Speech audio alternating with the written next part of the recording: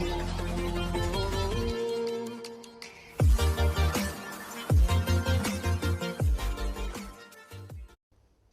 Friends, welcome back. मैं जगदीश एक बार फिर से आपका स्वागत करता हूं अपने चैनल शिप्रा इंग्लिश पैराडाइज पर। डियर फ्रेंड्स, आज के इस वीडियो लेक्चर में मैं आपको सिखाने वाला हूं कुछ और very important fix structures for spoken English. Dear friends, fix structures पर ये मेरा 24वां वीडियो होने वाला है। होपफुली ये वीडियो भी आपको पिछले वीडियोज़ की तरह बहुत पसंद आएगा। डियर फ्रेंड्स, इससे पहले कि मैं ये वीडियो लेक्चर शुरू करूं, अगर अभी तक आपने हमारे चैनल को सब्सक्राइब नहीं किया है तो मैं आपसे रिक्वेस्ट करना चाहूँगा कि हमारे चैनल को सब्सक्राइब करें।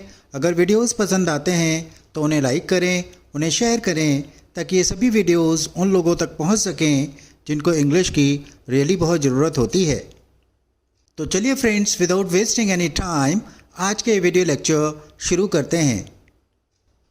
फ्रेंड्स, आज के लिए पहला फिक्स स्ट्रक्चर है I feel bad about plus noun और वर्ब की फर्स्ट फॉर्म में ING, अर्थात gerund form of verb.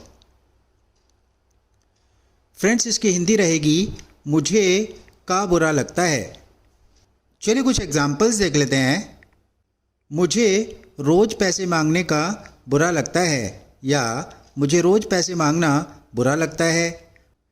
I feel bad about asking for money every day.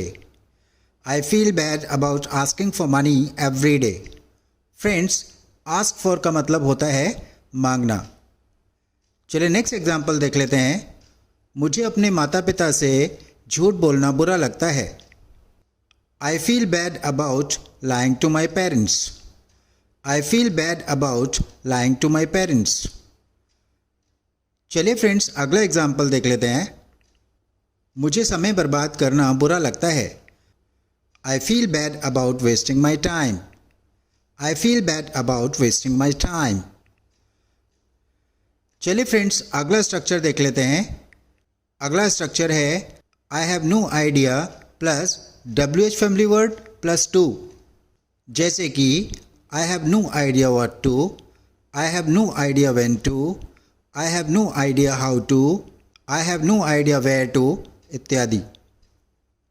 Friends, इसकी हिंदी होगी मुझे नहीं पता कि क्या, कब, कैसे, कहाँ करूं या करना है। चलिए एग्जाम्पल्स देख लेते हैं। मुझे नहीं पता कि दवाई कब लेनी है। I have no idea when to take medicine. I have no idea when to take medicine.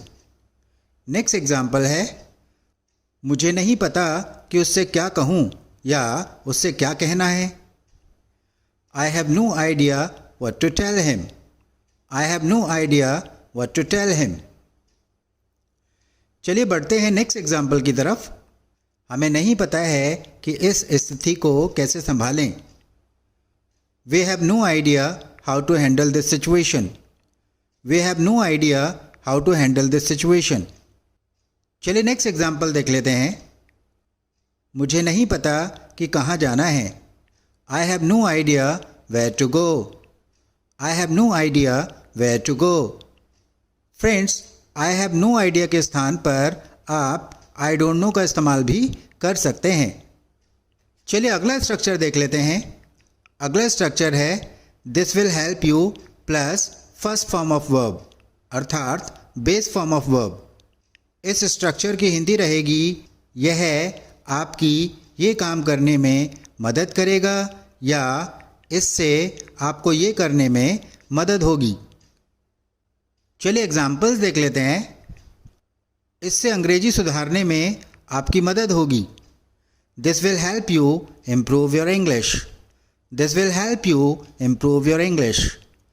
Friends, यहाँ पर इम्प्रूव बेयर इन्फिनेटिव है, अर्थात हेल्प के बाद आप बेयर इन्फिनेटिव का इस्तेमाल करते हैं जहाँ पर वर्ब की फर्स्ट फॉर्म से पहले टू नहीं होता है, इन्फिनेटिव बिना टू के होता है।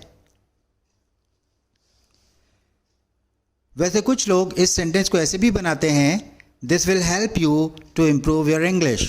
This will help you to improve your English. चलिए अगला एग्जाम्पल देख लेते हैं। यह आपकी हिचकिचाहट को काबू करने में सहायता करेगा, अर्थात यह आपकी हिचकिचाहट को जीतने में मदद करेगा। It's English is this will help you overcome your hesitation. This will help you overcome your hesitation. चलिए नेक्स्ट एग्जाम्पल देख लेते हैं। इससे हमारी रोग प्रतिरोधक क्षमता बढ़ेगी, अर्थात रोगों से लड़ने की क्षमता बढ़ेगी। दूसरे शब्दों में, इससे हमारी रोग प्रतिरोधक क्षमता को बढ़ने में मदद मिलेगी। This will help us boost our immunity. This will help us boost our immunity. चलिए नेक्स्ट स्ट्रक्चर देख लेते हैं। नेक्स्ट स्ट्रक्चर है a great way to manage it और deal with it is to. इसकी हिंदी रहेगी इससे निपटने का बढ़िया तरीका है। चलिए एग्जाम्पल्स देख लेते हैं। इससे निपटने का बढ़िया तरीका उससे समझौता करना है। A great way to manage it is to compromise with him. A great way to manage it is to compromise with him. चलिए नेक्स्ट एग्जाम्पल देख लेते हैं। कोरोना से निपटने का बढ़िया तरीका सामाजिक दूरी बनाना है। A great way to deal with corona is to maintain social distancing. A great way to deal with corona is to maintain social distancing. चलिए फ्रेंड्स नेक्स्ट एग्जाम्पल देख लेते हैं। इससे निपटने का बढ़िया तरीका लड़कियों को शिक्षित करना है। A great way to manage it is to educate the girls. A great way to manage it is to educate the girls. चलिए फ्रेंड्स अगला स्ट्रक्चर देख लेते हैं। अगला स्ट्रक्चर है You are less likely to। Friends यहाँ to के बाद आप वर्ब की फर्स्ट फॉर्म का प्रयोग करेंगे। फ्रेंड्स इसकी हिंदी रहेगी तुम्हारी डैश डैश डैश करने की संभावना कम है। फ्रेंड्स इस स्ट्रक्चर में हम एक्टिव वॉइस का प्रयोग करेंगे। अगले स्ट्रक्चर में हम लाइकली टू का पैसिव फॉर्म देखेंगे। चलिए इसके एग्जाम्पल्स देख लेते हैं। तुम्हारी सफल होने की संभावना कम है। You are less likely to succeed. You are less likely to succeed. चलिए नेक्स्ट एग्जाम्पल देख लेते हैं। तुम्हारी इस रेस को जीतने की कम संभावना है। You are less likely to win this race. You are less likely to win this race. चलिए फ्रेंड्स अगला एग्जाम्पल देख लेते हैं। उसकी यहाँ आने की कम संभावना है। He is less likely to come here. He is less likely to come here.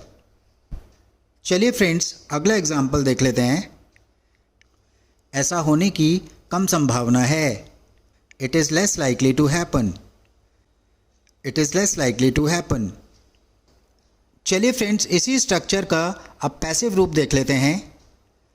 Friends इसी का पैसिव रूप बनाने के लिए आप टू के बाद बी बढ़ाएंगे और बी के बाद फर्स्ट फॉर्म के स्थान पर थर्ड फॉर्म का प्रयोग करेंगे।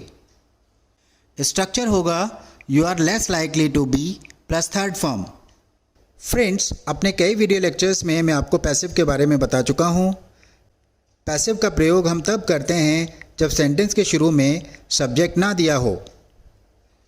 चलिए एग्जाम्पल्स देख लेते हैं। तुम्हारी बदली होने की संभावना कम है।